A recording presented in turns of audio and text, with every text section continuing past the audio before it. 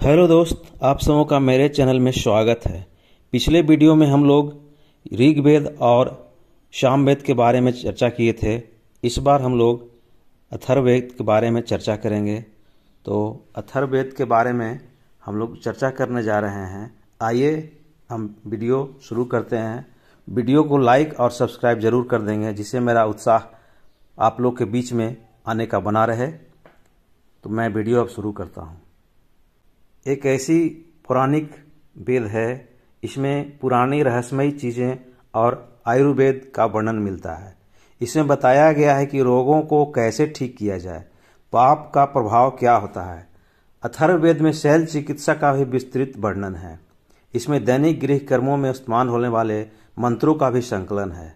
अथर्ववेद में ही शल्य चिकित्सा के बारे में बताया गया है।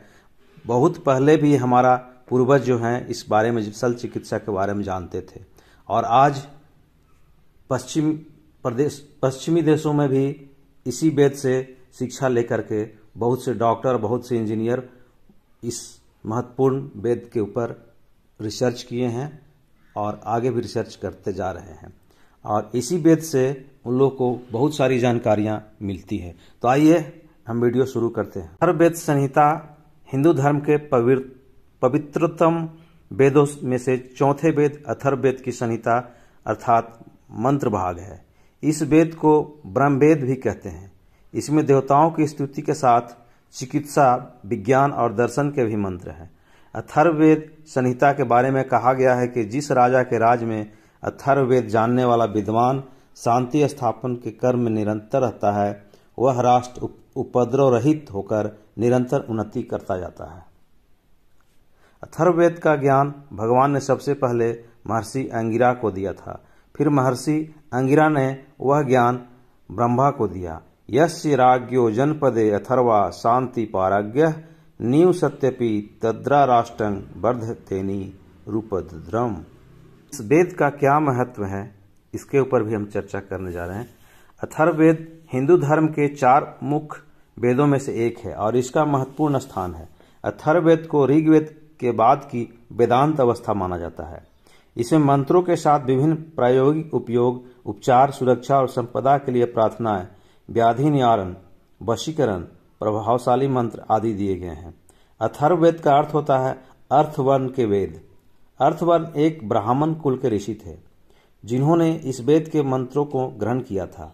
इसमें मनुष्य के जीवन के विभिन्न पहलुओं, उपचारों, अद्भुत शक्तियों और विशेष आयामों का भी वर्णन किया गया है।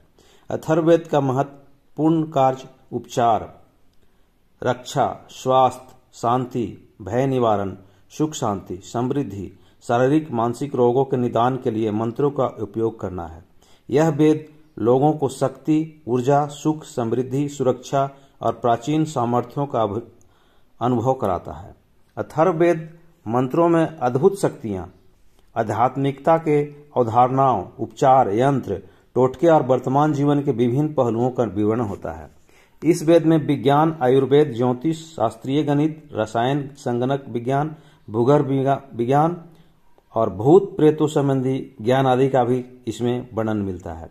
अथर्ववेद का अध्ययन और समझने से व्यक्ति को आरोग्य, भूत प्रेतों से संबंधित समस्याओं का समाधान, उच्च कर्मशीलता, शांति और संतोष की भी प्राप्ति हो सकती है। इसके व्यापारिक उपयोग संबंधी मंत्रों का प्रयोग व्यापार, नौकरी, धन, सफलता और आर्थिक प्रगति में भी किया जाता है। अथर्ववेद हिंदू धर्म के विभिन्न पहलुओं को संपूर्णता से शामिल करता है और जीवन के विभिन्न क्षेत्रों में उच्चतर ज्ञान, सुख, समृद्धि और समस्त चर्चाओं की सुविधा प्रदान करता है। जो है इसके सार जो हैं भूगोल, खगोल, वनस्पति विद्या, असंख्य जड़ी बूटियां, आयुर्वेद, गंभीर से गंभीर रोगों का निदान और उनकी चिकित्सा, अर्थशास्त्र के मौलिक सिद्धांत, राजनीति के गुह तत्व, राष्ट्रभूमि तथा राष्ट्रभाषा की महिमा, शल्य चिकित्सा, कृमियों से उत्पन्न होने वाले रोगों का विवेचन, मृत्यु को दूर करने के उपाय, मोक्ष, प्रजनन विज्ञान आदि सैकड़ों लोकोपकारक विषयों का निरूपण अथर्ववेद में है।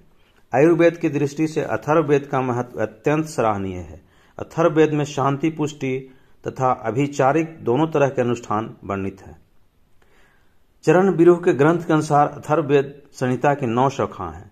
पहला है पेपल, दूसरा दांत, तीसरा प्रदांत, चौथा स्नात, पांचवा सौल, छठा ब्रह्म दावाल, सातवां सनक, आठवां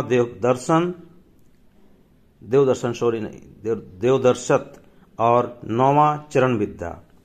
वर्तमान में केवल 2 शाखा की जानकारी मिलता है, जिसका पहला मंत्र शनो देवहिर भिष्टय आपो भवन्तु इत्यादि है, वह पिपलाद संहिता शाखा तथा ये त्रिसप्ता पर्यंती विश्वारूपानी बिभ्रत इत्यादि पहला मंत्र वाला शौनक संहिता शाखा, जिसमें से शौनक संहिता की उपलब्धि हो पाती है। वैदिक विद्वानों के अनुसार 759 सूक्त ही प्राप्त होते हैं। सामान्यतः अथर्ववेद में 6000 मंत्र हैं, परंतु किसी किसी में 5787 या 5777 मंत्र भी मिलते हैं। अथर्ववेद के विषय में कुछ मुख्य तथ्य भी हैं। अथर्ववेद की भाषा और स्वरूप के आधार पर ऐसा माना जाता है कि इस वेद की रचना सबसे बाद में हुई। वैदिक धर्म की दृष्टि से ऋग्वेद, यजुर्वेद, सामवेद और अथर्ववेद चारों का बड़ा ही महत्व है। अथर्ववेद से आयुर्वेद में विश्वास किया जाने लगा था। अनेक प्रकार की चिकित्सा पद्धतियों का वर्णन अथर्ववेद में है। अथर्ववेद गृहस्थाश्रम के अंदर पति पत्नी के कर्तव्यों तथा विवाह के नियमों, मान मर्यादाओं का उत्तम विवेचन करता है। अथर्ववेद में ब्रह्म की उपासना संबंधी बहुत से मंत्र हैं। तो आपको कैसा लगा? अथर्ववेद के बारे में हमने चर्चा किया, कमेंट करके जरूर बताएंगे। आपको मेरे चैनल में बने रहने के लिए धन्यवाद।